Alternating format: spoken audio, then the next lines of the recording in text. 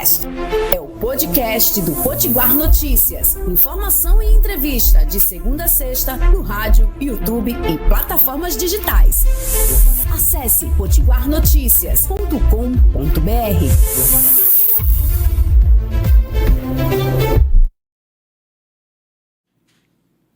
Olá, bom dia, meu nome é Iago Luiz e esse é mais um episódio do Potiguarcast, o podcast do jornal Potiguar Notícias.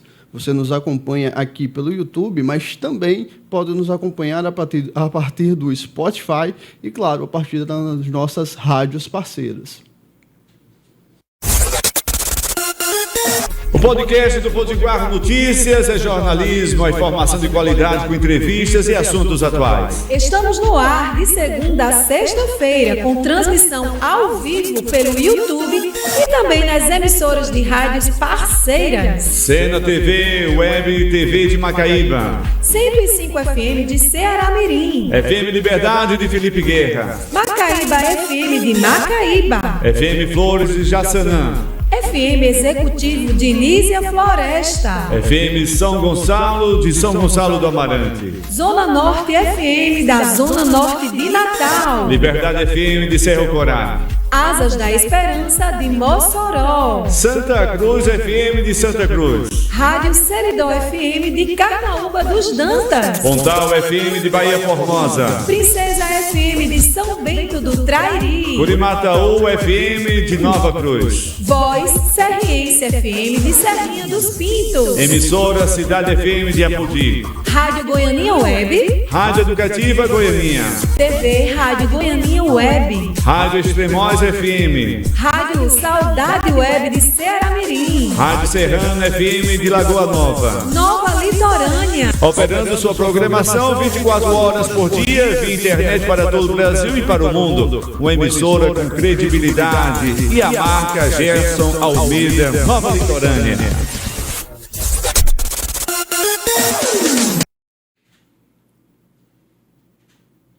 Olá, bom dia mais uma vez e, claro, aproveito agora para apresentar, sem mais delongas, o nosso entrevistado de hoje, Mestre Arrepio, ele que é um mestre de capoeira, um dos mais bem conceituados hoje aqui no Rio Grande do Norte e que, felizmente, hoje, Dia da Consciência Negra, nos presenteou com mais uma entrevista. É um prazer, Mestre Arrepio, seja bem-vindo ao podcast.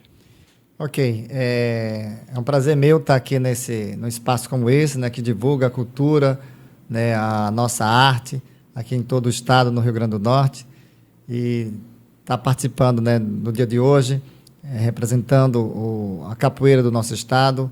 Falo aqui em nome de todos os mestres de capoeira que estão nos ouvindo, que possam, né, estar sendo homenageado, porque aqui como mestre estou aqui representando a capoeira para falar nesse dia, né, um dia importante, né, da consciência negra, e em nome de todos os mestres que fazemos aqui essa capoeira aqui do nosso estado. Mestre, sem mais delongas, e aí aproveito para pedir que o senhor se apresente um pouco mais, fale sobre como que foi a sua entrada na capoeira, quem é o Mestre Arrepio e, claro, por que Mestre Arrepio? Isso, muito bom. Olha só, meu nome é Nivaldo Freire da Silva, né? Nascido no dia 31 de dezembro de 1976, na cidade de João Câmara. Nivaldo, falando um pouco da questão pessoal, eu venho de uma família muito simples. Meu pai e minha mãe eram, de fato, eles eram escravos. Por quê? Porque viviam em uma fazenda aqui no município, aqui nas proximidades da cidade de João Câmara, e eles viviam só pela alimentação e o trabalho na fazenda. E aí foi construindo a família, né? Tiveram filhos, e os três primeiros filhos, não tiveram acesso às escolas, né? Então, um de 13, 14, 15 anos, não tiveram acesso à escola, não sabiam assinar nem o nome. E aí, quando minha mãe engravidou, e aí ela não queria que esse quarto filho pudesse estar dentro dessas condições, de não ter acesso a uma escola. E aí tentou falar com o dono da fazenda para que pudesse ter oportunidade dos filhos estudar, mas sempre era negado, né? Porque para o dono da fazenda, a enxada era o lápis, né? Ali eles tinham que comer, tinham que dormir, estavam vivendo. Enfim, aí minha mãe, não gostando disso, querendo dar uma oportunidade para que o filho pudesse ter acesso à escola, resolveram fugir da fazenda. ela e meu pai. E foram para morar na cidade grande, que era, no caso, a cidade de João Câmara. Foi lá onde eu nasci, né? Ela já estava grávida. E ela me conta muitas vezes que quando estava na fazenda, né, que ela olhava os filhos das colegas que chegavam lá para visitar a fazenda, e muitas crianças, né, de 8, 9, 10 anos, já lendo jornal, revista, essas coisas. E os filhos dela não tinham acesso, não sabiam ler, né, não sabiam nem assinar o nome. E ela se envergonhava disso e tentava mudar essa situação. Foi quando engravidou de mim e tentou mudar a situação, né, saindo da fazenda. E deu a oportunidade. Eu sou o único filho fui o primeiro da família a ter ensino superior. Sou formado em pedagogia. E aí foi quando, né, desencadeou todo um processo aí para a minha entrada na capoeira. Eu nasci em 76, fiquei 5 anos na cidade de João Câmara, né? Em 81, meu pai se muda para Natal, né, para residir no bairro onde até hoje eu resido, que é no bairro de Cidade Nova. E lá foi quando iniciou toda uma história. Porque parte da história, né, que está no livro O Menino que Virou Mestre, que é o livro que eu vou estar lançando agora, 2025, vai sair esse livro. E aí, meu pai veio para trabalhar aqui na cidade, né, em Natal, como ajudante de pedreiro, e aí foi trabalhando até chegar a um ponto de ficar desempregado. Quando ele ficou desempregado, e aí pagava aluguel, e estava desempregado, não tinha alimentação em casa, não tinha como pagar aluguel, devendo já 3 meses. E aí, um certo dia, a minha mãe, né, discutindo com ele sobre a questão, porque isso eu estava brincando, já estava treinando alguns saltos, sempre eu gostava de fazer salto nas dunas que tem lá próximo à casa, né? E aí eu vinha chegando das dunas, no final da tarde, eu ouvi a discussão do meu pai com minha mãe, não sobre a questão de morar numa cidade numa cidade grande, e não ter oportunidade de viver, né? Porque ele reclamava porque estava desempregado, já estava com 3 meses de aluguel, e as pessoas, e o dono da casa, né, pedindo a casa para que ele entregasse, porque sabendo que estava desempregado e não tinha condição de pagar. E a gente também não tinha alimentação em casa. Era praticamente um pacote de fubá de milho para dividir para 6 pessoas. E aí foi quando eu ouvi do meu pai dizer que queria voltar para a fazenda. Porque lá na fazenda ele tinha onde morar e tinha o que comer. Só que minha mãe já tinha me passado, porque sempre eu questionava, porque eu tinha que ensinar para os meus irmãos, onde eles eram mais velhos, e eles não sabiam escrever, não sabiam nem assinar o nome. E eu já estudando, né? Eu já estava estudando, já estava fazendo, já sabia ler e escrever, e eu tinha que ensinar para ela. Aí foi quando minha mãe começou a contar a história, e eu comecei a interpretar a história, e achar que a história era muito complicada, né? O dono da fazenda era muito ruim. E aí meu pai querendo voltar para lá de novo. E aí foi quando eu questionei, dizer que não aceitava voltar para a fazenda, porque eu e minha irmã já estava estudando. E aí foi quando ele, né, bruscamente disse, mas lá a gente tem o que comer e tem onde dormir, tem onde morar. E aqui, a gente tem nem onde morar, que a casa não é nossa, e não tem o que comer. E aí foi quando eu disse, não. Aí foi quando eu iniciei a minha vida como empreendedor. Aos 10 anos, eu tinha 9 anos de idade. Aí eu disse, não, a gente vai sobreviver aqui sim, não vai voltar para a fazenda. Porque minha mãe já tinha me falado tudo, eu já imaginava mais ou menos o que era a fazenda. E sempre, às vezes, por 2 vezes, a gente foi lá visitar umas colegas de minha mãe, e eu me sentia muito mal na fazenda, porque sentia lá, realmente, lá era uma imagem muito negativa. E aí eu peguei com minha irmã... Comecei a ajudar em casa. Peguei lá, subi num pé de coqueiro que tinha próximo lá, tirei um monte de coco, vendi umas garrafas que tinha lá no quintal, comprei açúcar e minha mãe fez cocada. E aí eu comecei a vender a cocada com minha irmã, né? E das cocadas foi desencadeando todo um outro processo para a gente ajudar a manter em casa e que meus pais... Ajudar na renda. Não quisessem voltar para a fazenda porque ia me atrapalhar. Sim. Meus estudos. E aí foi quando, nesse período também, eu já estava iniciando a capoeira. E aí foi quando, já em 86, eu vindo de uma das minhas brincadeiras das dunas, e eu ouvi eu estou falando um pouco dessa história porque a parte da escravidão, sim, né? Meus pais eram escravos, e o processo da capoeira vindo dos negros escravizados, fez com que eu tivesse mais uma paixão pela capoeira. E aí foi quando eu vinha de uma das brincadeiras nas dunas lá, e aí eu vi o toque do berimbau, né? E na época o LP do mestre Suassuna e Disseu, né? Uiê, cantando. Sim. E aí desculpa. E aí eu disse, cara, que legal. Só que eu não tinha conhecimento da capoeira, mas eu já era fã de Bruce Lee, né? Meu irmão era segundo dan, de Kung Fu, e ele tinha toda uma habilidade, tinha interesse em me ensinar Kung Fu. Sim. E eu treinava, só que não treinava com muito gosto. Eu não tinha muito interesse no Kung Fu, mas ele sempre forçava. Aí veio por trás de uma cerca, assim, eu olhei assim, eu vi um rapaz fazendo um parafuso, né? E um toque, né? O toque que é um movimento giratório. É um movimento giratório, muito bonito. Aí eu, eita, que salto legal. Eu quero aprender aquele salto ali. Aí arrudiei, assim, fui lá, perguntei pro cara, como é que esse salto aí faz de novo aí? Aí o cara disse, fez o salto, né? Eu disse, que legal, isso é o quê? Aí ele foi e falou, não, isso é um parafuso na capoeira. Na capoeira chama de parafuso. Aí isso aí eu quero aprender.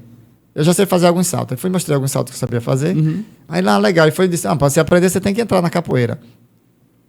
Aí eu disse, o que é a capoeira? Ele disse, uma capoeira é uma luta também, criada pelos negros e tal. Eu disse, não, mas eu quero aprender só o salto. E aí ele foi e disse, não, mas você tem que treinar. E aí eu comecei a treinar. Aí eu disse, tá certo, então eu vou treinar capoeira. Aí eu comecei a treinar capoeira, aí fui me identificando mais com a capoeira e começando a perguntar as coisas, né? Porque até então eu não tinha visto ainda os instrumentos.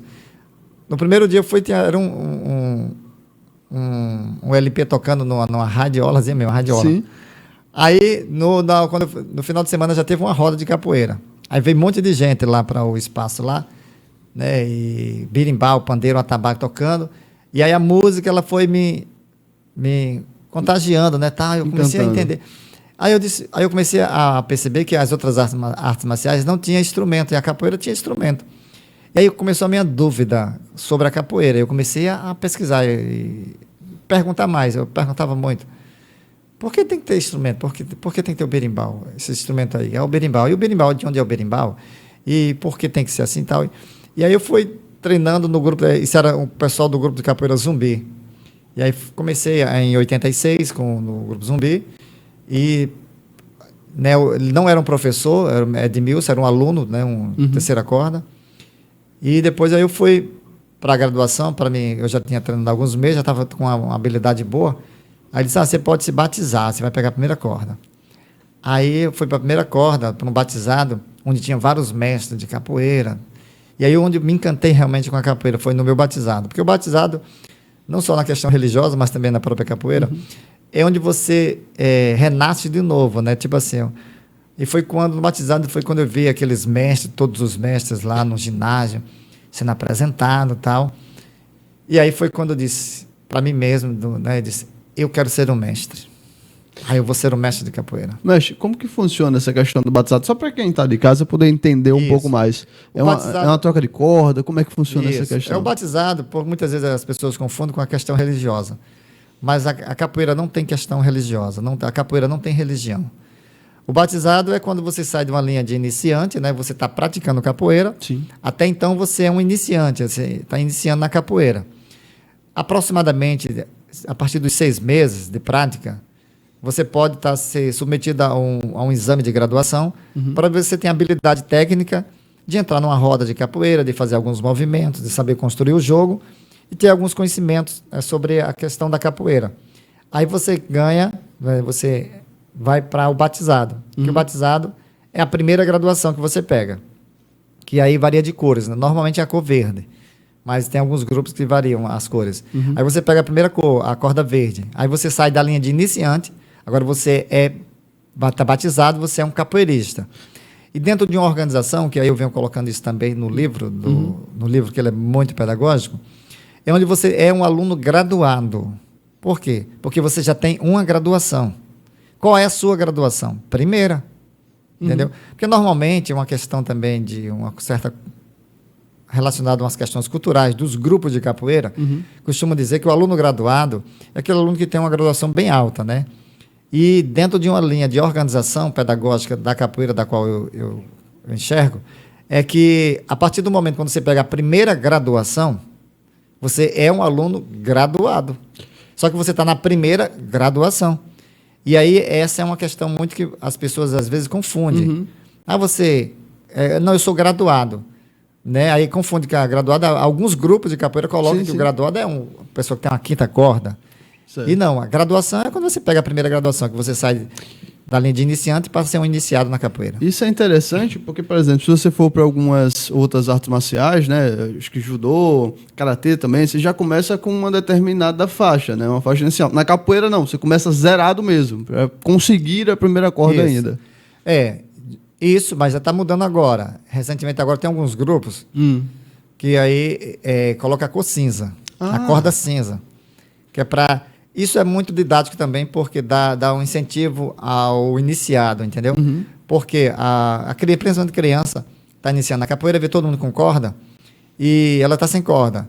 E aí começa a fazer parte do kit, né? Do kit, das vestimentas da capoeira. Sim. Que é a camiseta, a corda e a calça. Que aí a corda, aí vai para a questão das cores.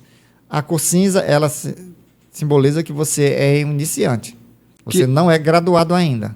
Esse sistema de graduação, ele também é importante, aí só para complementar, mas só para ver se está correto. Acho que também é importante para quando a criança ou o aluno, de forma geral, estiver numa roda, quem estiver jogando com ele também saber mais ou menos o nível de compreensão que ele tem da capoeira, para também não correr o risco de forçar um pouco além do que ele pode oferecer. Isso. Imagino, né? Isso, mas por isso nessa linha aí. Porque normalmente quando a gente está numa roda de capoeira, a corda, ela simboliza mais ou menos aí, tipo, até o tempo que você tem de capoeira. Você olha, vê um aluno com 3ª corda, 4ª, 5ª corda, você imagina que o aluno tem mais de 3, 4, 5 anos de capoeira. Então, você está com 5 anos de capoeira, você tem praticamente uma faculdade de capoeira, dependendo de onde você está treinando, né?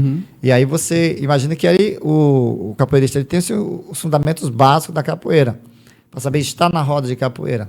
Porque normalmente a roda de capoeira, ela tem todo um contexto de organização que o aluno ele tem que ir aprendendo de que forma ele pode estar na roda de capoeira. Porque existe a questão do aluno, eles têm uma educação de roda. Uma educação de roda são diversas coisas que a roda impõe algumas regras que você tem que ter uma postura, como você está na roda, como você vai fazer uma compra de jogo, o seu posicionamento na roda, saber bater palma, cantar, né, responder o refrão, você saber respeitar as regras da roda de capoeira, que isso é uma questão universal. Por isso que a roda se tornou patrimônio da humanidade.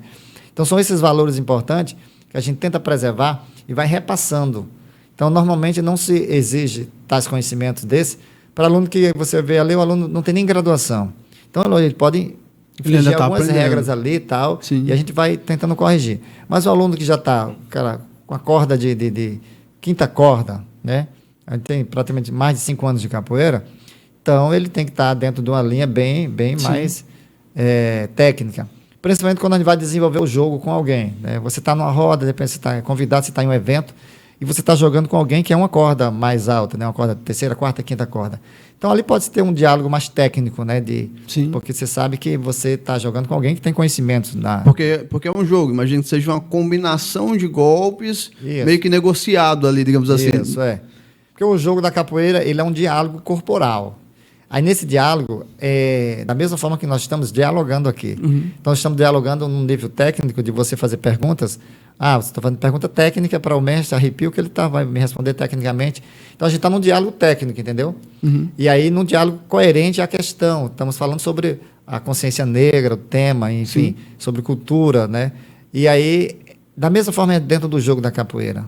Eu não posso estar, como jogando, digamos, eu tenho aqui, sou mestre de capoeira, jogando com iniciante, 1ª, 2ª ou 3ª corda, e eu estou exigindo que ele tenha técnicas de velocidade, de esquiva, tal. Então, eu tenho que ter uma postura, né, de uma consciência de saber de que forma eu posso estar dialogando com ele. Então, eu que vou dialogar com ele ou ele que vai dialogar comigo.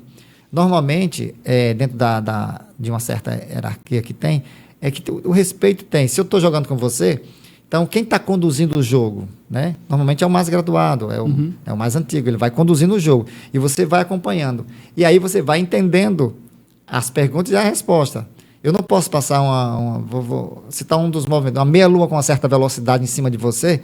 Cara, você é um iniciante. Então vai ser uma ignorância minha tá desenvolvendo uma certa velocidade para exigir uma esquiva da qual você talvez não tenha. Então é tudo isso que a gente chama que as pessoas, tem muita gente que é mal educada na roda de capoeira.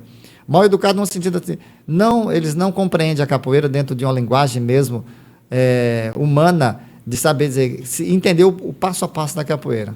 Então, quando a gente constrói, que essa fala vem do mestre Bimba, do mestre Pastinha, a capoeira é um diálogo corporal, é um diálogo mestre Bimba e mestre Pastinha são os baluartes da capoeira. Sim. Foram quem determinaram hoje a capoeira para ela estar no nível que ela está, partiu a partir desses 2 pontos, né? Que aí mestre Bimba e mestre Pastinha, surgiu o mestre Bimba se destaca com a capoeira regional, o mestre Pastinha com a capoeira Angola, e sistematiza a capoeira para o mundo todo, né? E hoje a gente vem conseguindo entender, além dessa base que eles construíram, a transformação, né, que ela vem acontecendo nos dias atuais, que aí entra uma capoeira mais contemporânea, para entender mais a linguagem do corpo, entendeu? E hoje a questão social, hoje o impacto que a capoeira tem na questão, não só na questão da cultura, mas da arte, da educação, né, da transformação social que o mundo vem passando, e a capoeira ela vai acompanhando isso aí, para que ela não fique presa a um sistema lá de trás, né, um sistema bem deprimido. Perfeito, mestre. Até aproveitando esse ensejo, como que a capoeira ela surge? Ela é brasileira, ela é africana, como que ela surge? Conta um pouco, porque tem muita gente que tem essa dúvida. Boa pergunta para a gente estar falando dessa temática hoje, né? Hoje, 20 de novembro, Dia da Consciência Negra, que a gente tanto ouviu falar, mas poucas a gente entende, né? Essa consciência. A consciência tem que estar todos os dias, saber o respeito dessa diversidade cultural que a gente tem no nosso país e saber que a gente vem estamos a construção do nosso país a partir do início das invasões de 1500 até 2024. São 524 anos de história, onde dentro dos 524 anos a gente tem 350 anos de escravidão, né? Estamos aí há 36 anos tentando construir uma nova realidade, entendendo que todo esse processo de escravidão foi um atraso na humanidade, principalmente no Brasil, que foi o último país das Américas a libertar os escravos. Por isso que a gente tem esse atraso em várias coisas, que isso desencadeou uma questão cultural do Brasil, né? Tá sempre com esse jeitinho brasileiro, tentando reconstruir as coisas, muitas vezes dá certo e muitas vezes não dá certo. A capoeira ela vem dentro dessa construção, né? dessa diversidade cultural, trazida pelos africanos, algumas habilidades corporais. Mas, de fato, a capoeira ela surge no Brasil como uma luta criada pelos negros africanos aqui no Brasil. E aí ela é um patrimônio cultural brasileiro, hoje é um bem registrado. E aí, mas qual a influência da capoeira ela ter essa questão de ser uma cultura afro-brasileira? Pela diversidade que se tem, né, do contexto do que é a capoeira. A capoeira ela é luta, ela é dança, ela é jogo, e ela é ritmo, ela é arte. Então, toda essa conjuntura, ela dá essa cultura afro-brasileira, porque a questão instrumental, os instrumentos, né, trazido pelos africanos, a forma dos cantos, do ritmo, né, da batida, e ser criada pelos negros africanos, de uma certa forma, dentro do período da escravidão, né, era uma luta dos negros africanos, e aí a palavra capoeira, ela vem da língua tupi-guarani, que era o espaço onde os negros se refugiavam, né, onde os índios construíam as aldeias, os negros construíam os quilombos, e eles passavam a ser chamados de capoeiros. Então, os negros capoeiros, eles se refugiavam nas capoeiras, passavam a ser chamados de capoeiros. E aí, pegando essa linha do tempo da capoeira, e aí, em 13 de maio de 1888, é a abolição da escravatura no Brasil, onde os negros não tinham onde morar, né? E até a abolição, os negros eram vistos como os capoeiros brigões, que têm habilidade de luta, tal, mas a luta até então não tinha um nome. Eles poderiam ser confundidos com artes que nem o Kung Fu, o Karatê, que são artes milenares, mas não. Os negros capoeiros, eles são brigões.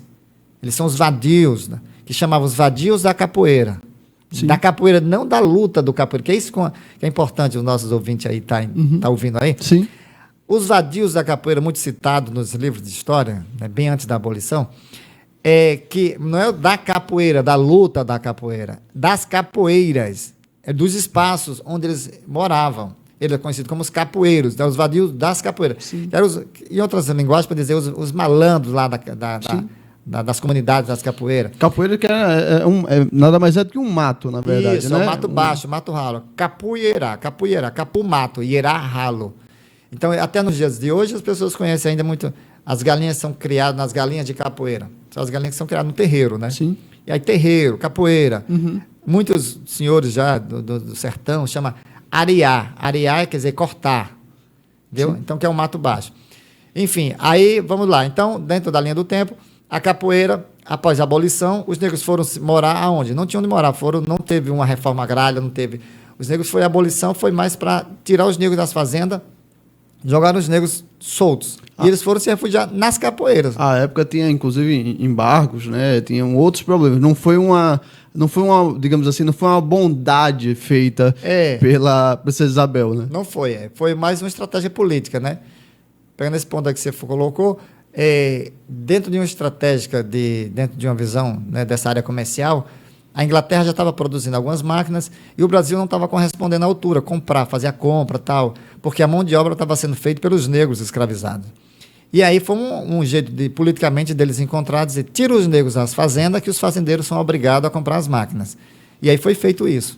Né? A Princesa Isabel, né, já vinha todo um movimento abolicionista, né, de algumas leis que já davam uma certa liberdade.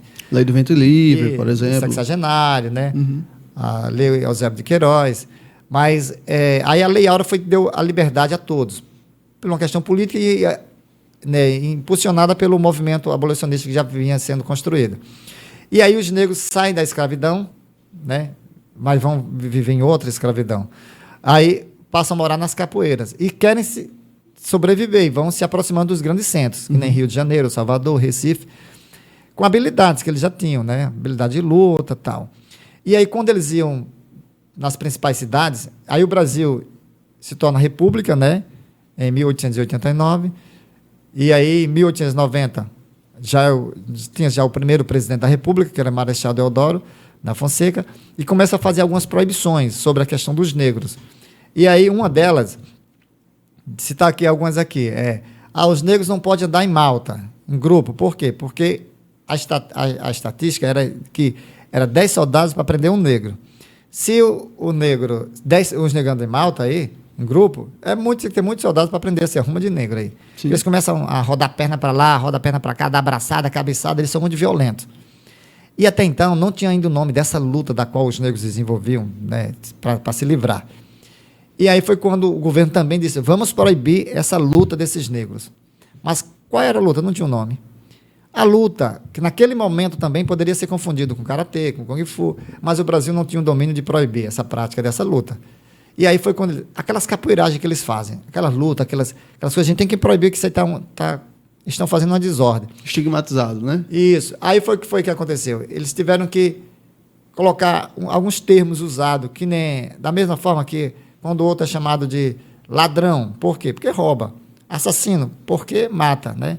Sim. E aí o capoeiro era chamado de capoeirista. Por quê? Porque ele faz desordens. Então o termo capoeirista era, de uma maneira pejorativa, era o negro que morava nas capoeiras e queria dar uma de brigão. Então ele era um capoeirista. Então entrou para o Código Penal brasileiro no artigo 402. Fazer nas ruas, praça pública, exercício de agilidade, destreza corporal, conhecido pela denominação de capoeiragem, estava proibido. E você era visto como um capoeirista. Então, um capoeirista, hoje, nos dias atuais, é de uma forma elogiável. Mas na década de 1890 até 1937, 47 anos de criminalidade. Que aí o negro passava a ser, quando era capoeirista, era preso, levado para a ilha de Fernando de Noronha. Isso iniciou em 1890. Em 1937, já era o governo Getúlio Vargas. E aí Getúlio Vargas já queria fazer um Brasil diferente, um Brasil novo, né, tentando reconstruir toda uma história. E já chegou aos ouvidos do presidente Getúlio Vargas que existia um movimento dos capoeiros, né, dos capoeiristas, né, que até então era visto como os capoeiristas como uma ameaça, um criminoso, estava indo contra as leis. E aí, mas já se tinha um movimento. E aí chegou falando que chegou também aos ouvidos do presidente que a capoeira poderia ser o esporte brasileiro, já que ele queria fazer, né, as inovações, coisas novas, ouvir os movimentos sociais. Então, o que foi que aconteceu? Ele, então, tem nos registros da nossa história, na biografia do mestre Bimba, que ele assistiu uma apresentação do mestre Bimba. E faz toda essa conjuntura da história de o mestre Bimba com os movimentos sociais, né, a questão dos jornalistas e outros, a pressão em cima do presidente, de tirar a capoeira do Código Penal. E aí, na década de 30, 1937, o presidente tira a capoeira do Código Penal, né? Só que da mesma forma, que aí a gente, dentro dessa linha do tempo da capoeira, é muito importante as pessoas, os ouvintes aí, tá entendendo e se debruçando mais sobre a história, para que possa entender mais a história do Brasil. A partir da mesma forma que foi feita a abolição, estratégia de interesses, de qualquer forma e tal, a própria a saída da capoeira do Código Penal também forma de um interesse. E muitos se citam, que eu não vou levantar polêmica, mas muitas vezes foram tirados os negros, seria como crime, mas o próprio interesse do presidente Getúlio Vargas já tinha um certo interesse, por toda uma questão que os negros também poderiam ser usados, os capoeiristas, como linha de frente, inclusive até para a Segunda Guerra, né? Segunda Guerra Mundial. Interessante. E aí que o Brasil estava, né, com suporte, se preparando para a guerra. E aí não foi feito o quê para a capoeira? Ela foi registrada no Conselho Nacional de Esporte, é o esporte brasileiro, mas não foi feito nada, né? De 1937 até agora, o registro que a capoeira tem dentro dos órgãos governamentais, que nem a estrutura que o próprio INFAM, né, o Instituto do Patrimônio Histórico e Artístico Nacional, quem cuida dos registros, também pressionado agora em 2008 para, de fato, registrar, né,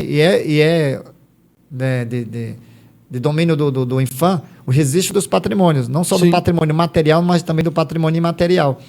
E aí foi quando o INFAM teve que fazer, fez o dossiê em 150 países, onde já estava a capoeira, porque da década de 30 até 2008, a capoeira foi crescendo assustadoramente de uma forma descontrolada.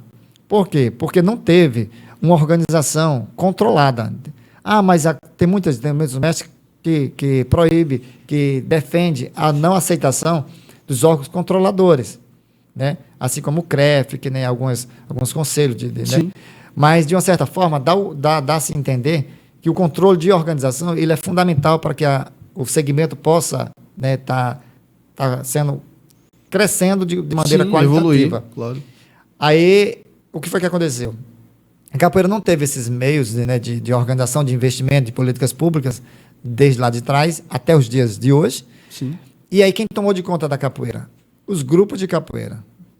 Cada grupo de capoeira, os mestres foram, a partir da década de 30, foi sistematizado os métodos de ensino do mestre Bimba, do mestre Pastinha, com a capoeira Angola e a capoeira regional, que foi ganhando-se todos os estados brasileiros. Perfeito. Até aproveitando, só para quem estiver em casa, só para registrar mais uma vez, esse aqui é um episódio especial que a gente está promovendo aqui no podcast, que está falando sobre cultura negra, está falando pessoalmente num dia de reconhecimento dessa cultura negra, certo? E aí a gente está falando aqui sobre capoeira e sobre a história da capoeira como um dos elementos que ajudam a contar sobre a história e a tradição e a cultura negra no Brasil. Mestre, aproveitando aqui, a gente está com o mestre Arrepio, ele que é do Memorial da Capoeira, mas aproveitando todo esse contexto, todas essas informações que eu venho trazendo, o senhor estava falando sobre mestre Bimba e mestre Pastinha, que teriam, digamos assim, vertentes diferentes, ou entendimentos diferentes do que era essa capoeira já mais sistematizada. E aí, pensando nessa expectativa, até que para que o povo de casa, o pessoal que está acompanhando, possa entender um pouco mais, quais são essas principais diferenças entre a capoeira promovida pelo mestre Pastinha e a capoeira promovida pelo mestre Bimba? Isso. É muito bom para que a gente possa ter essas linhas de entendimento, para que as pessoas comecem a entender, de fato, a capoeira. Olha só, existe uma capoeira antes do mestre Bimba e do mestre Pastinha. Sim. Que é uma capoeira, mas a gente costuma dizer que é a capoeira mais primitiva, né? Do sentido que a capoeira ela não tinha essa regra dos toques, da musicalidade, dos instrumentos. Não se tinha as baterias para a capoeira. Era formado os batuques. E aí, a capoeira é uma capoeira, a partir de quando ela sai do Código Penal, porque ela, dentro desses 47 anos que foi criminalizada, ela teve de diversas formas. Ela foi uma capoeira mutante, que ela ia se disfarçando, muitas vezes de dança, de rituais. Muitos negros, eles se refugiavam para poder manter a prática da capoeira dentro dos terreiros de Umbanda, né, faziam uma permuta ali com o pessoal da Umbanda. E aí a capoeira ela foi levando para um lado onde a sociedade imagina que ela tem uma certa ligação com a questão do candomblé, mas não tem. A capoeira, ela de fato, ela tem sua sistemática mais voltada para a questão, né, das linhas de ação dela, que é cultura, esporte, educação, assistência social, né? E ela vai se formando, ela vai se moldando para chegar à sociedade, após sair do Código Penal, na década de 30, né, com essas duas vertentes, do mestre Bimba e do mestre Pastinha. Que o mestre Bimba, entendendo que a capoeira tinha passado toda essa pressão de criminalidade, ele começa a desenvolver e construir o centro regional de capoeira, né, a luta regional baiana. E ele começa a mudar alguns nomes, até ela ser caracterizada a capoeira regional. Levou-se esse nome de capoeira regional por ser praticada apenas na região de Salvador. Então ela foi regionalizada em Salvador, aí a partir daí ela começou a ganhar outros adeptos em outros estados.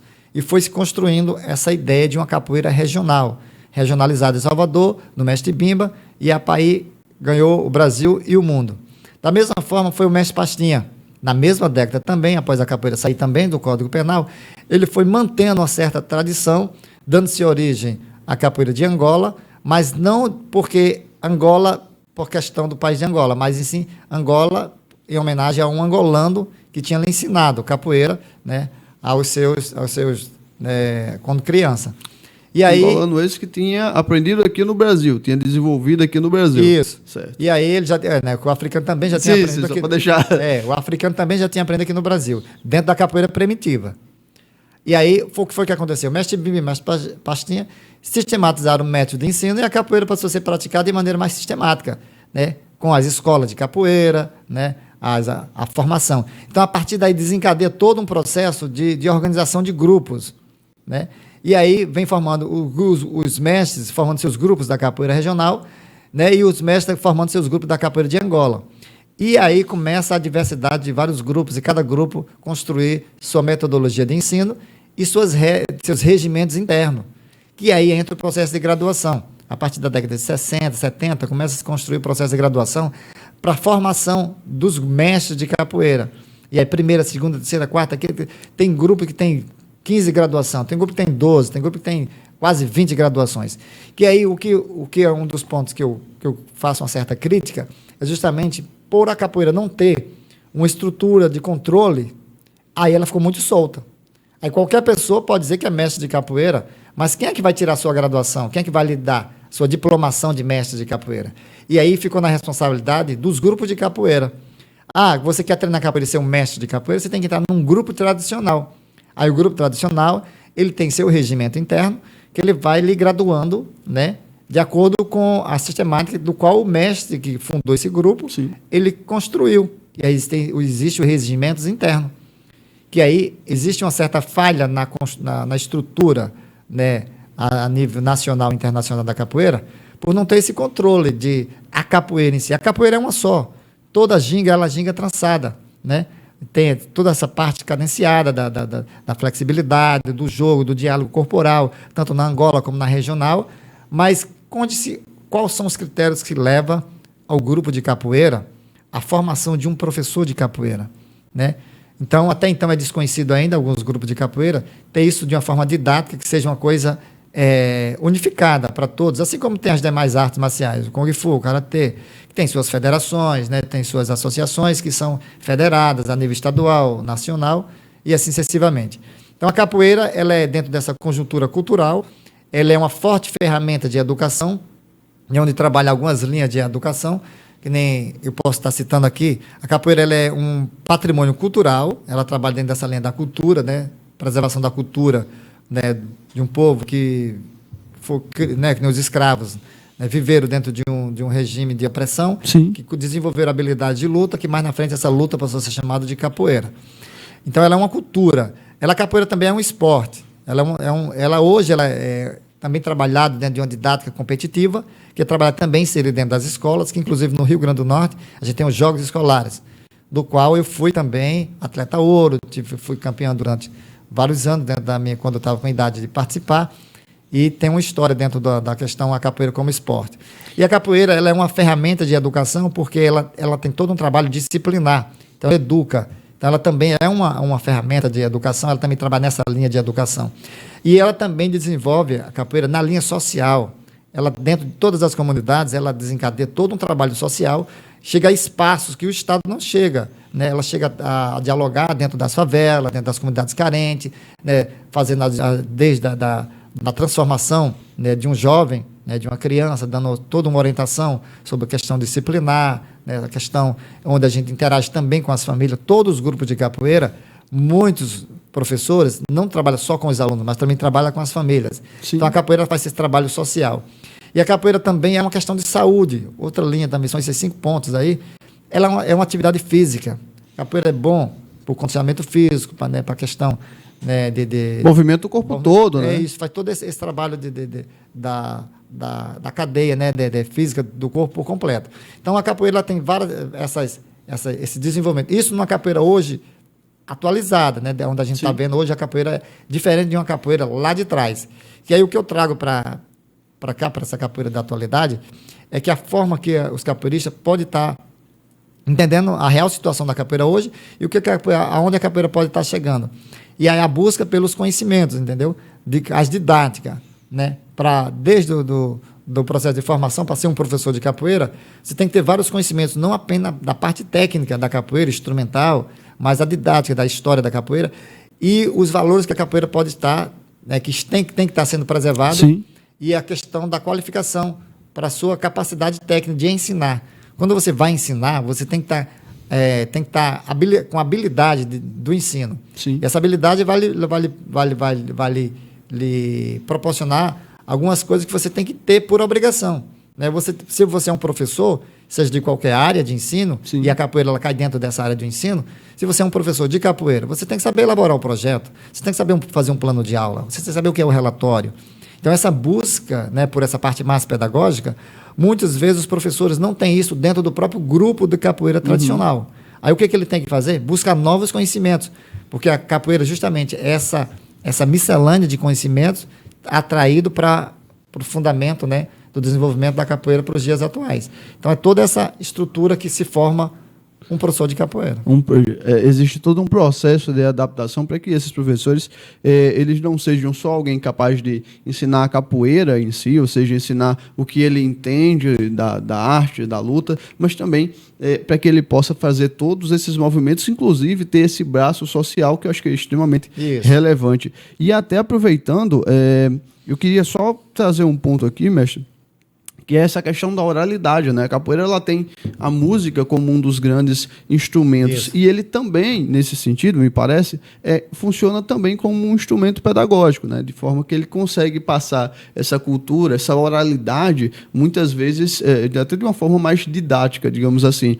E aí, sobre isso, eu queria que o senhor me desse só um exemplo, uma avaliação sobre a história das ladainhas.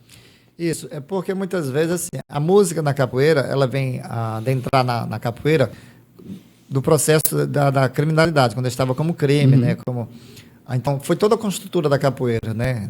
Desses 47 anos, foi moldado a uma capoeira e para se apresentar hoje à sociedade. Então, a questão dos instrumentos, a música, né? A ladainha ela vem dentro de muitas vezes, resgatando todo um histórico, né? Muitas vezes a ladainha ela é cantada, onde a ladainha dentro da questão da capoeira, ela tem que ser ouvida. Na capoeira a ladainha não é jogada, ela é ouvida, você vai ao pé do berimbau, e que muitas vezes os mestres contam, né, retrata a vida, né, os fatos que aconteceram relacionados à capoeira, para que ali vá se energizando ali um sentimento de jogo da capoeira, de fazer essa parte técnica. E muitas vezes também a própria ladainha, que nem os mestres mais antigos, vai se colocando e vai dando uma ênfase no que vai ser jogado ali. Então, a ladainha ela vai retratando esse ponto, né? Que aí a ladainha tem o corrido, tem a chula, que aí elas vai variando. E aí o capoeirista ele começa a entender, né? E começa a fazer a sintonia, né? Com a letra da ladainha, com o seu jogo, né? Com a sua forma de estar conduzindo ali o processo do jogo, e vai se dando essa ênfase na questão mais do canto.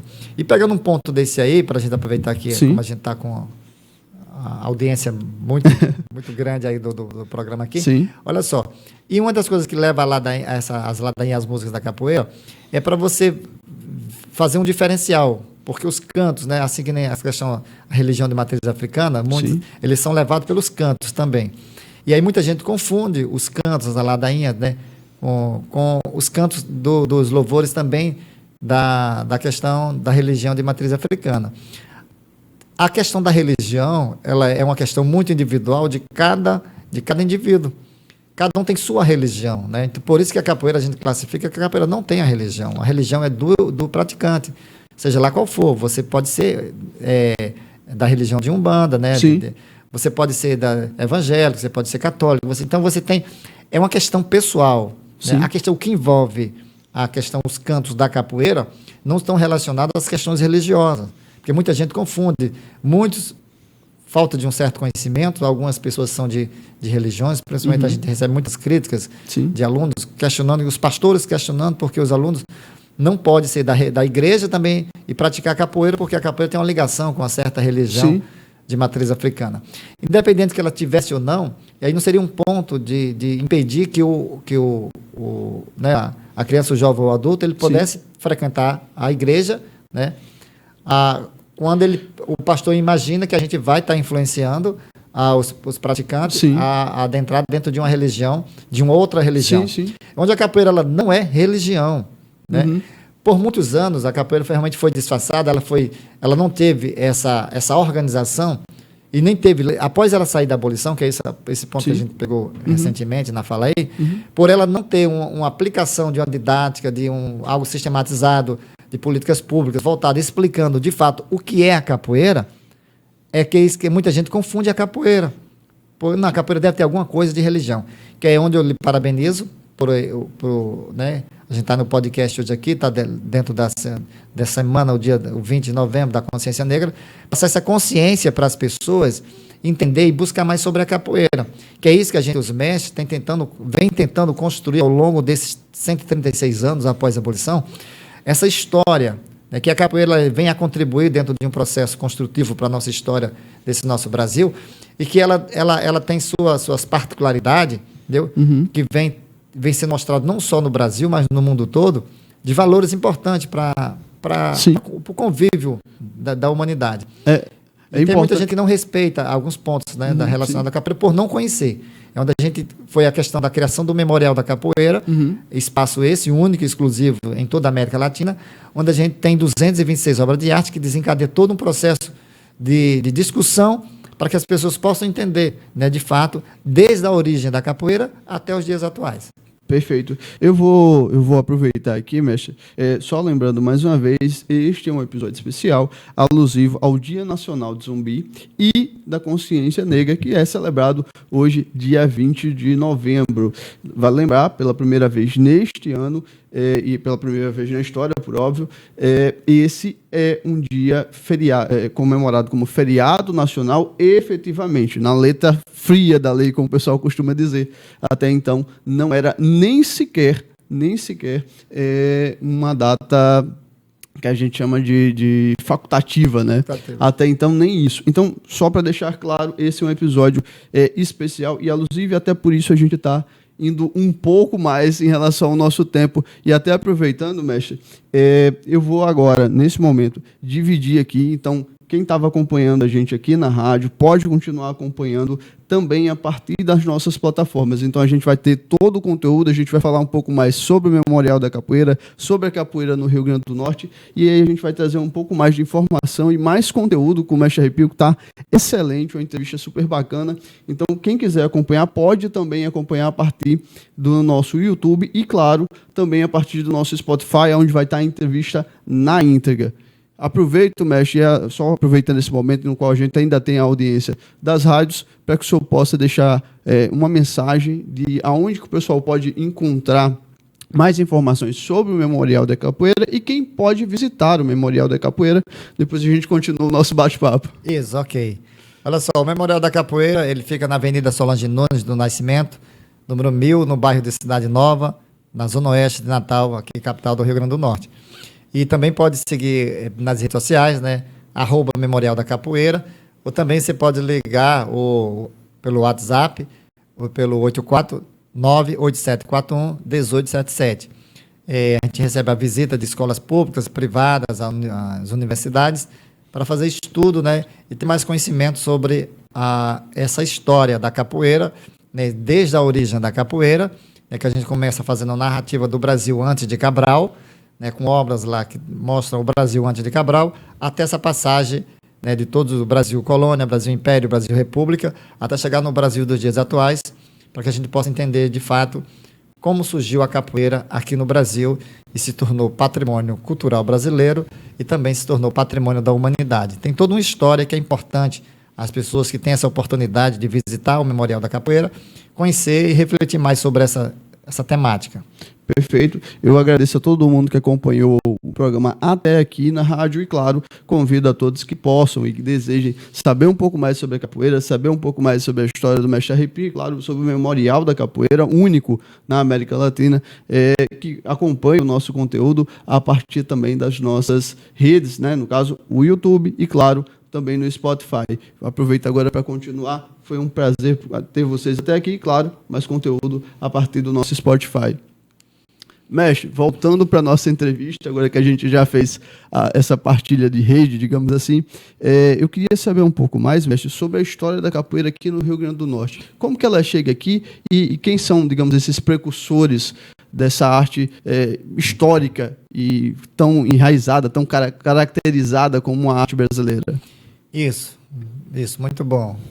A pergunta aí, como a gente vem falando dessa história, né, a gente colocou a linha do tempo da capoeira, né, desde vender lá de trás, o espaço utilizado chamado de capoeira, que vem da língua tupi-guarani, onde os negros se refugiavam, e aí vem a abolição. Após a abolição, a capoeira é titularizada, né, como a luta dos negros, e aí ganha o nome de capoeira, e vem sendo proibida até a década de 37, e aí sai do Código Penal, e vem sendo construída toda essa linha do tempo aí com o mestre Bimba, mestre Pastinha, até chegar aos mestres da qual trouxeram a capoeira para o Rio Grande do Norte.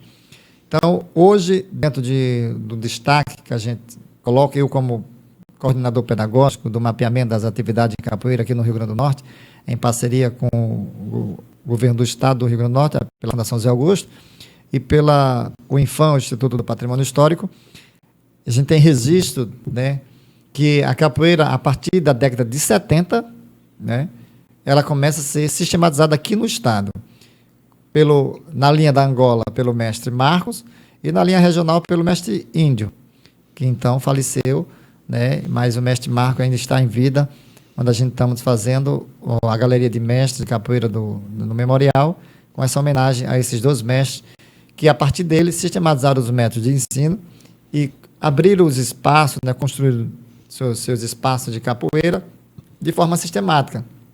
E aí, hoje os mestres que estão em atividade aqui no Rio Grande do Norte, né, 95% dos mestres vêm dessa linhagem, do mestre Marco e do mestre Índio. E aí ela vem sendo, né, conduzida por esses mestres e está hoje uma capoeira dentro de uma qualidade técnica muito boa, né, compatível a todos os estados, pela didática da forma de ensinar. Porque existe a parte competitiva da capoeira esportiva, tal, que temos grandes atletas, né, onde a gente vai estar tendo o VB aqui da final, que vai ser aqui na VMBE? É uma competição que tem do movimento. Perfeito. Que até então estava acontecendo, acho que em São Paulo, e eles vão fazer uma final aqui, da competição. E aí a gente está, hoje uma capoeira aqui no estado, ela está representada em 142 municípios, segundo o mapeamento, foi concluído agora em 2022. E E tem essa representatividade desses grandes mestres, que hoje ultrapassa de 150 mestres aqui no Rio Grande do Norte. O senhor fez esse mapeamento? Isso. O mapeamento foi feito em parceria com a Fundação Zé Augusto. Sim. E o INFAM, Instituto do Patrimônio Histórico, para a gente tentar mapear, que é para trabalhar dentro de um programa do processo de salvaguarda da capoeira, para que possa ser construído justamente, fortalecer a sustentabilidade desse patrimônio, Sim. para ser construído políticas públicas voltadas para a capoeira. Porque a salvaguarda ela vem nessa linha de salvaguardar Sim. o patrimônio para dar oportunidade para que as futuras gerações possam estar tendo acesso à questão do patrimônio, que o patrimônio, a cultura do país, ela tem que ser preservada. Claro. E assim, a gente que somos detentores da capoeira, da arte, é quem tem esse cuidado de preservar para repassar, né, para as próximas gerações. Senão, a capoeira ela pode entrar numa linha de extinção, que assim como era a proposta inicial, quando entrou para o Código Penal brasileiro. Sim, sim. E aí feito todo esse levantamento, que ainda a gente vem numa luta ainda, né, uma resistência. Por quê? Porque não tem investimento, né? Se a gente não for atrás, eu que não sou um dos mestres, idealizando agora um projeto em parceria com o governo do estado, para desencadear a capoeira nas escolas. Né? De que forma? E aí eu elaborei um projeto sistemático sobre como é que pode trabalhar a capoeira com a escola. Que existe, após o mapeamento, foi identificar 2 linhas da capoeira. A capoeira com a escola e a capoeira na escola. Com e na. Como é que a gente consegue diferenciar? Né? Diferenciar. É a questão, a capoeira na escola é quando você é um professor de capoeira e você, na sua comunidade, você solicita a escola para utilizar o espaço físico da escola, porque você não tem outro espaço. Então, a direção da escola vai lhe ceder o espaço físico. Então, você vai lá e dá sua aula de capoeira. É uma capoeira na escola. Né? Não está ainda uma capoeira com a escola. Entendi. Porque está na escola, você está só usando o espaço físico, mas você não faz parte do PPP da escola, do Projeto Político Pedagógico. Da grade curricular. Da grade curricular. Então, você é uma capoeira, usar a capoeira só o espaço físico da escola. As outras áreas do conhecimento não estão ligadas à questão da capoeira. Mas e agora a capoeira com a escola é uma capoeira, um projeto onde você traz a ideia da capoeira e você traz o seu projeto da capoeira, que ele seja anexado ao PPP, Projeto Político Pedagógico da escola, com a intervenção também das outras áreas do conhecimento. Que a gente pode entrar educação física, pode entrar arte, pode entrar história, pode entrar geografia, pode entrar diversas outras áreas que vai estar fazendo um trabalho em conjunto. Porque a capoeira justamente é esse processo construtivo, trabalhar em equipe. Sim. E aí é uma capoeira com a escola. E aí é feito o projeto, né, construído junto com as outras áreas do conhecimento, e leva-se ao registro junto ao PPP, o Projeto Político Pedagógico da escola. E aí é uma capoeira com a escola, onde o professor de história, ele pode estar trabalhando dentro de sala de aula a temática também com a capoeira, porque ela desencadeia todo um processo de história. E aí o professor de arte pode estar trabalhando também com a capoeira, trabalhando a capoeira como a arte da capoeira. O professor de educação física também na aula de tudo isso acompanhado pelo professor, o instrutor, o mestre de capoeira. Então, isso é um trabalho feito capoeira com a escola, que aí ela se fortalece mais dentro de uma linha de preservação e de educação. Vale lembrar que é importante, assim, o senhor está trazendo isso, e eu acho que é importantíssimo que isso seja valorizado e reconhecido, até pensando nessa perspectiva de a capoeira ser uma arte marcial genuinamente brasileira. Então, é uma forma também de valorizar essa identidade nacional, né, a partir da capoeira. E até aproveitando, e aí trazendo esse aspecto da capoeira como esporte, qual a sua avaliação dela como esporte? Eu lembro recentemente que a gente teve as Olimpíadas e muito se falou sobre a inclusão de outras modalidades. E a capoeira me parece ser uma modalidade extremamente importante, extremamente relevante, assim como outras artes marciais, para estar, digamos assim, dentro desse contexto, até para que ganhe mais visibilidade. Como o senhor avalia essa situação? Da capoeira como esporte? Da capoeira como esporte e a inclusão dela num processo olímpico, por exemplo. Isso. Justamente. A capoeira como esporte, ela vem ganhando espaço, principalmente indo dentro da rede escolar, porque ela já vem dentro de uma linha mais de formação mais organizada, mais educativa, de você trabalhar a intenção ela apenas como esporte. E aí onde ela vem também sendo desencadeado outras questões como é que ela é esporte competitivo, né? Esporte, né? Que ela pode, a competição da capoeira, como é que ela é julgada, né? Que é onde vem também a dificuldade da capoeira hoje ser um esporte olímpico, é porque não tem ainda uma didática de Federação, isso, tudo. e de julgamento, como é que vai julgar, até antes mesmo da questão de ser federada, e como é que vai julgar ali os dois capoeiristas? Na padronização. Como é que pontua, né? Como é que vai? Quem é o melhor jogo? Que aí a gente divide a parte jogo, né? Técnica, né? E o diálogo corporal. E aí a parte do jogo, né? Da construção, da evolução dos movimentos, a parte técnica, se o movimento está sendo realmente aplicado de maneira correta, a perna estiradinha, o equilíbrio, né? A flexibilidade. Se você está buscando mais o diálogo, você se distanciando. Então, quem se está distanciando, então você não está dialogando. Se os golpes estão encaixando. Isso, estão se encaixando. Sim. Então, está sendo construindo ainda toda uma dinâmica de fazer esse julgamento. Quando se organizar, padronizar e entender que a capoeira pode ser julgada dessa forma, aí ela se encaminha para ser mais uma questão de competição a nível internacional. Que aí entra para a questão como esporte olímpico. Como que isso é feito hoje no GERN? Só para a gente ter um pequeno exemplo. Isso. Os GERNs hoje eles têm a linha de avaliação da Angola e da regional. Sim. Né? Aí entra dos capoeiristas, tem o APO que vai julgar a evolução, a outra vai julgar técnica, equilíbrio, flexibilidade. E aí junta-se as notas, né, para dar o resultado final. É uma questão mais que individualizada, mas está muito por uma questão mais, digamos, construída para os GERNs. Sim, né? sim. Não é uma coisa unificada para as outras competições. Já tem outras competições a nível de outros estados que se diferenciam um pouco, né? Que a ideia justamente era ter uma linha a nível nacional, né? Onde pudesse ser julgado apenas isso aqui, isso da capoeira, para que a gente possa construir algo que seja uma coisa federalizada, né? Sim, sim. Para que possa ter uma federação que defenda essa forma de julgar. Aí para isso possa ser respeitado em todas as competições de capoeira, que é o que não está acontecendo ainda. Mestre, e aí, aproveitando só esse contexto, hoje a capoeira ela é difundida pelo mundo, né? Hoje tem grupos em diversos lugares pelo mundo, até inclusive uma das grandes formas de transmitir a cultura, a identidade, até mesmo o português, né? Através das suas músicas. Como o senhor avalia esse processo? Hoje, na minha avaliação, a capoeira hoje ela está no mundo todo, né? Assim, todos os continentes, por isso ela se tornou um patrimônio da humanidade. E a capoeira ela é uma das maiores divulgadoras, se não for a maior divulgadora da língua portuguesa. Só patrimônio da humanidade pela Unesco desde 2014, se eu não estiver enganado. Isso. 2014. A gente está próximo de completar 10 anos. 10 anos, aí. Agora em novembro, 10 anos. A capoeira, a roda de capoeira se tornou um patrimônio da humanidade. A roda.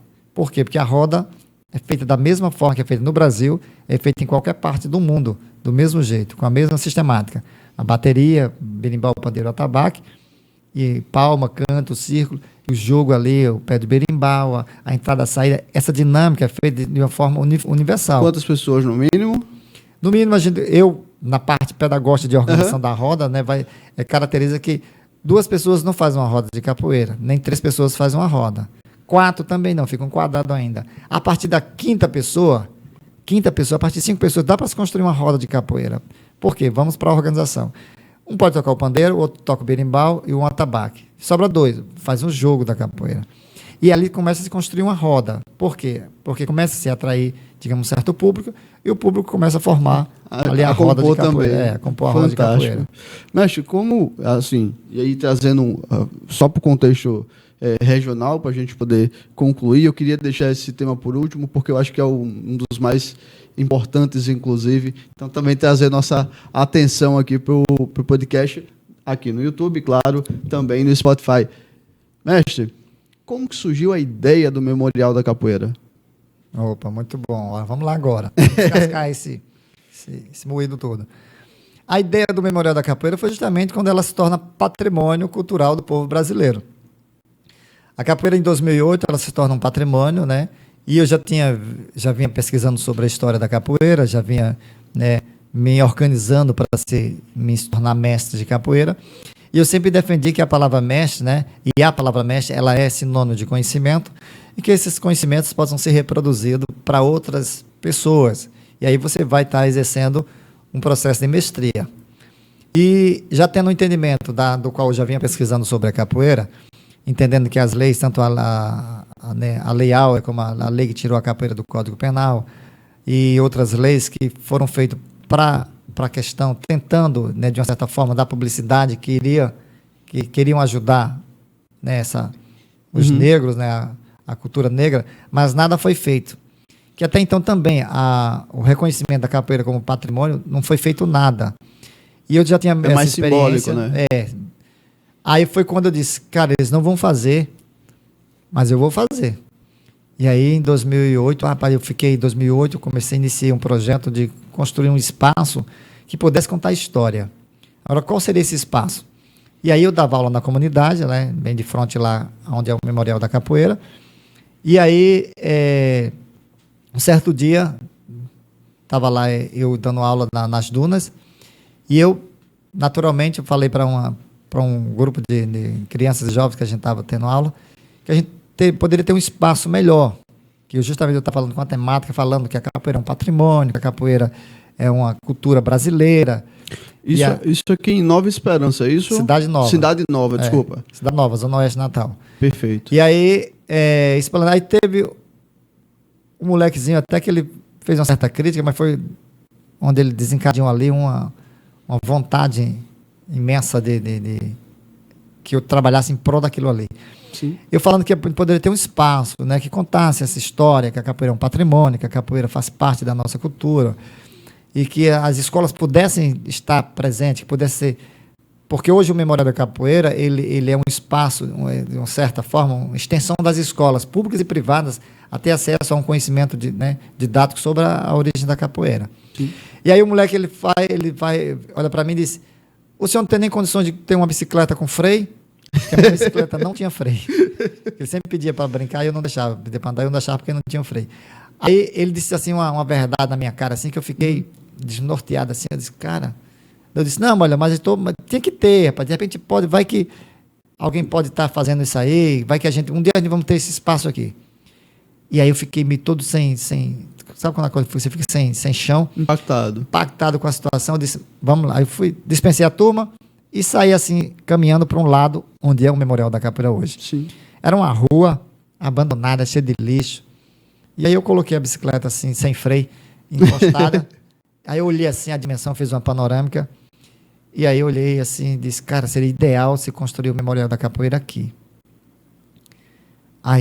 Mas aí eu fiquei na dúvida se a área era pública ou era privada. Uhum. É uma área muito grande, né?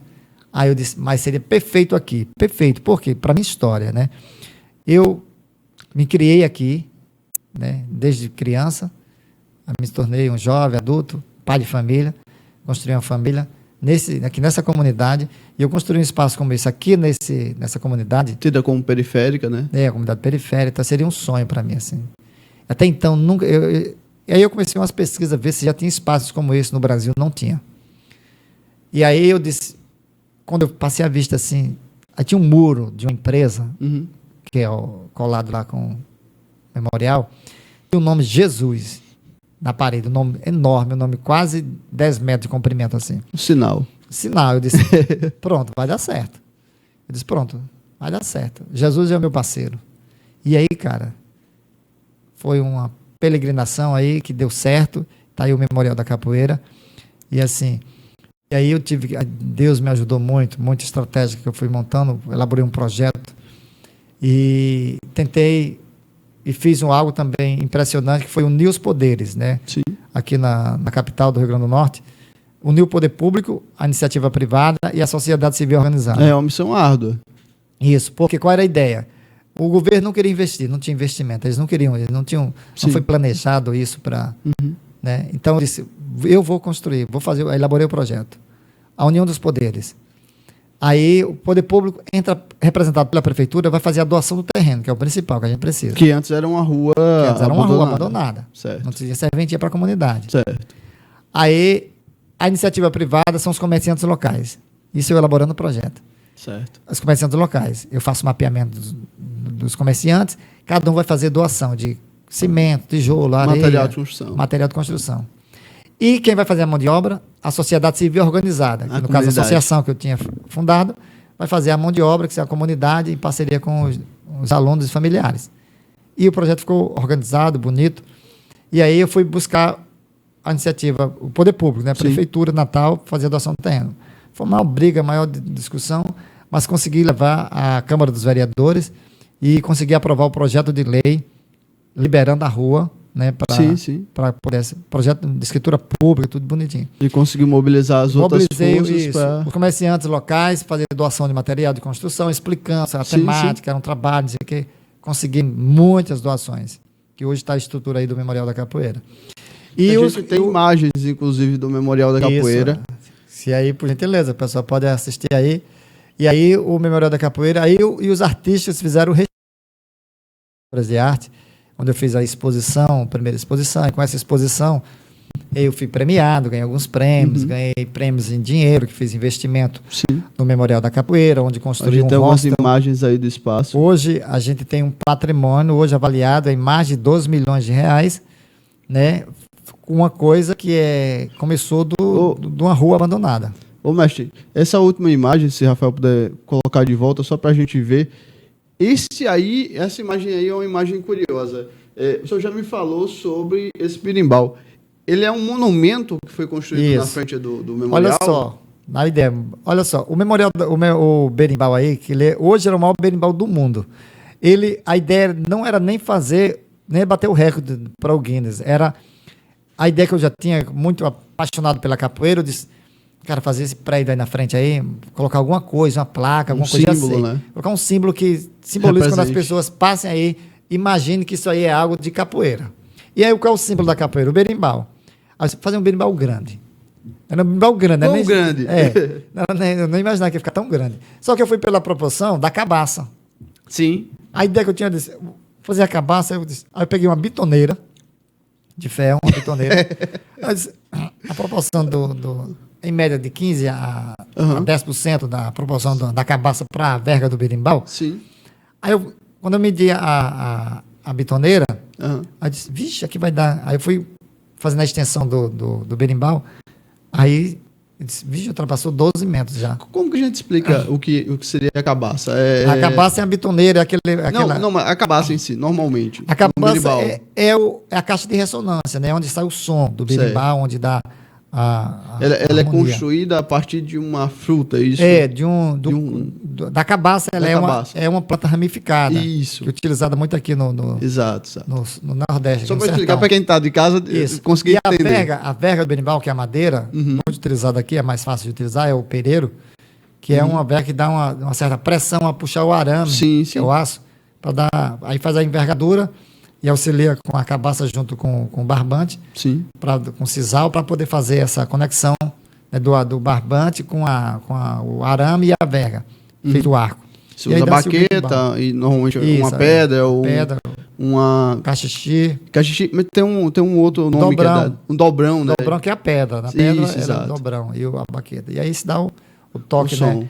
E aí o berimbau, ele foi adaptado à capoeira, não é um instrumento específico de capoeira, não foi criado para capoeira, ele foi adaptado à capoeira, chegado aqui pelos africanos. E aí, enfim, aí o berimbau gigante, quando a gente começou a montar o berimbau, a dificuldade de colocar ele em pé, e aí foi um guindaste, várias coisas, e aí foi quando, depois dele em pé, foi que teve a dimensão de dizer, cara, o negócio foi muito grande. Qual a altura lá? 12,60 metros. Aí foi quando eu entrei em contato com o pessoal do Guinness. Sim. E ver lá, a gente tem aqui, construiu aqui um berimbau, um monumento de um berimbau e tal. E aí o Guinness foi e falou, olha só, a gente não tem isso aqui no Guinness. Não tem registro. Não tem registro de monumento de berimbau. Aí disse, não tem mais existe um aqui agora, vocês vão ter que fazer. E aí eles, vamos ver e tal. E eles, tudo bem, tem vamos abrir uma categoria, então. Foi reconhecido. Reconhecido como uma categoria nova no Guinness, monumento, né, de berimbau. Então, a gente bateu o recorde. E aí tem uma questão, até que eu vou colocar aqui para vocês, que não é muito público, mas vai ficar agora. A gente bateu o recorde do maior berimbau do mundo, que até então ainda está. Só que eles não entregaram a placa e nem vieram fazer o registro, fazer a parte. Por quê? Isso? Porque a gente não pagou uma cota que tem que pagar, que agora, a gente tenta atualizar agora, está em $26.000. Imagina aí. $26.000 para poder o Guinness vir com a equipe e colocar a placazinha. E aí eu disse, cara, a gente não tem isso aí. E na época era quase mais de R$10.000 na época, né? Sim. Isso em 2015. Aí eu disse, não, a gente não vai pagar, não. Não tem como. Não tem como pagar, não. Eu disse, Aí eu disse, e vai ficar aí como o maior berimbau do mundo. Até que se prove o contrário, a gente é o maior berimbau do mundo. Segundo algumas informações que a gente tem a nível nacional e internacional, Sim. a gente fica catucando, perguntando se alguém conhece, os mestres que viajam o Brasil todo, o mundo todo, a gente sai perguntando a todo mundo. E aí, um que chega aproxima desse aí, de 12 metros, é um em Brasília, na Praça do Berimbau, lá tem um em Brasília, a Praça do Berimbau, que tem um com 6 metros. Tem Metade. metade dele, que é o segundo. E já passando essa informação também aqui para vocês, esse aí, existe os principais berimbaus da capoeira, é o gunga, o médio e o viola. Certo. Qual a diferença dos três? Tamanho da cabaça. Tamanho da cabaça. O viola é o cabaço menor, aí vem o médio Sim. e vem o gunga, que E é o eles maior. têm sons diferentes, imagina? Aí as pessoas perguntam, e esse aí que significa, qual é? Eu disse, é o viola. Olha só, imagina só, esse aí é o viola, é o que tem a cabaça menor. Vai ter ainda, Certo. eu espero que eu ou algum outro mestre queira bater o recorde aí, fazer ainda mais os outros berimbais, Fazer os o outros. médio e o gunga. Que aí é um outro ponto também que eu queria deixar também para vocês aqui. É uma outra obra do mestre Arrepio que vai ser inaugurado agora em 2025. Eu vou deixar em off aí, mas é uma questão também. O Memorial da Capoeira, ele é uma grande referência para o Brasil, para o mundo da capoeira. Mas outra obra do mestre Arrepio que está sendo feita agora, você me fez a pergunta, eu fiz esse Memorial da Capoeira em homenagem à capoeira ser titularizada, patrimônio cultural, explicando por que a capoeira se tornou patrimônio, né, patrimônio cultural do povo brasileiro. Anos depois, a Unesco reconhece que a roda de capoeira é um patrimônio da humanidade. Certo. E aí o mestre Arrepio, dentro dessa visão, que às vezes o pessoal diz que eu estou ficando meio que louco, eu idealizei uma outra obra, visionária também, que vai ser um impacto mundial na capoeira também, que vai ser também implantado aqui em Natal também, a gente já está em andamento, já está... Primeira mão. já está 60% Uhum. encaminhado das partes da legalidade, do questão do espaço, questão da estrutura, né, técnica e financeira. Já estamos com alguns patrocinadores, que vai ter um grande empreendimento com o título em homenagem à questão da roda de capoeira ser patrimônio da humanidade. Certo. Porque Natal vai ter esse ponto específico. E muita gente pergunta, por que você não vai fazer no memorial? Ele vai ficar em praça pública, vai ser um ponto turístico aqui da cidade, Certo. que vai estar... a gente está em parceria com o governo do estado, Prefeitura de Natal, que vai estar colocando esse ponto turístico para visitação, que é algo fantástico também para o mundo da capoeira. Perfeito, mestre. Eu agradeço a sua presença aqui. Eu agradeço, acho que foi um papo super bacana. Quem veio e acompanhou, pôde acompanhar, claro, lembrando, esse material fica disponível no nosso YouTube, também no Spotify, então quem quiser acompanhar a posteriori vai poder também. E claro, passo a palavra, mestre, para que o senhor possa se despedir do público de casa e deixar um recado, caso deseje. Isso, ok. Obrigado a todos vocês, a todos que acompanharam pela rádio, que estão acompanhando aí pelo YouTube, né? E todos os canais de comunicação aí, que a rádio aqui, né? A emissora, que vocês possam estar divulgando. E deixo aqui essa mensagem aqui para que a gente possa estar construindo história diariamente, que a gente possa estar produzindo história, e a gente que detém dessas histórias possa estar replicando essa história para as comunidades, né, para as futuras gerações, para os mestres de capoeira, professores, instrutores que se dedicam parte da sua vida para essa arte, que continue fazendo isso, porque a gente precisa dessa preservação. Nós somos os detentores que precisam manter viva essa tradição. E ocupar espaços como esse, agradeço o convite, estarei sempre aqui, sempre que for convidado, para a gente estar falando sobre essa importância da preservação dessa cultura e da nossa cultura brasileira, que nós somos um país de uma diversidade cultural muito rico, que fica aí levando e exportando essa capoeira e essa cultura para vários países. Forte abraço a todos vocês e até breve. Foi um prazer ter vocês aqui acompanhando até agora. E, claro, eu gostaria de lembrar, esse é o podcast do jornal Potiguar Notícias. O meu nome é Iago Luiz e a gente segue. Até a próxima. Poticast. Poticast é o podcast do Potiguar Notícias. Informação e entrevista de segunda a sexta no rádio, YouTube e plataformas digitais. Acesse potiguarnoticias.com.br.